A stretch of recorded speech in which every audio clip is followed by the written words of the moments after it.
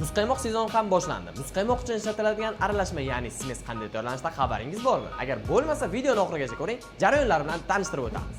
Birinchi navbatda fermadan kelgan sifatli sutimizni qaynatib, ya'ni pishirib olamiz.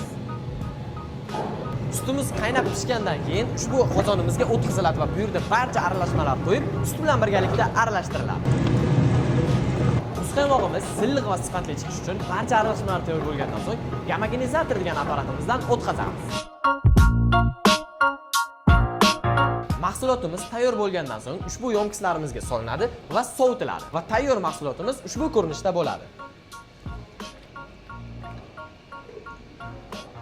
Muzqaymoq aralashmalarini shokoladli va qaymoqlidan tashqari bu yerda mevali turlari ham bor.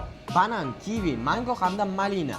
Ushbu mahsulotlarimiz hozirda Lakmella sut va sut ishlab chiqarish mahsulotlari zavodida ishlab chiqarilib kelmoqda. Agar sizga ham muzqaymoq smeslari kerak bo'ladigan bo'lsa, pastdagi nomerlarga telefon orqali murojaat qiling. Qarshi shahar bo'ylab bepul yetkazib beramiz, O'zbekiston bo'ylab kelishilgan holda dastlabki ham qilib beramiz.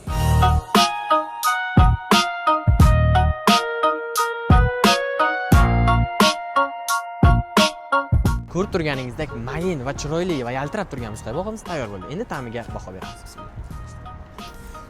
Agar siz ham muzqaymoqlarni tatib ko'rmoqchi bo'lsangiz, Asr supermarket yonida hamda Marka supermarket yonidagi Bravo tochkalaridan xarid qilishingiz mumkin.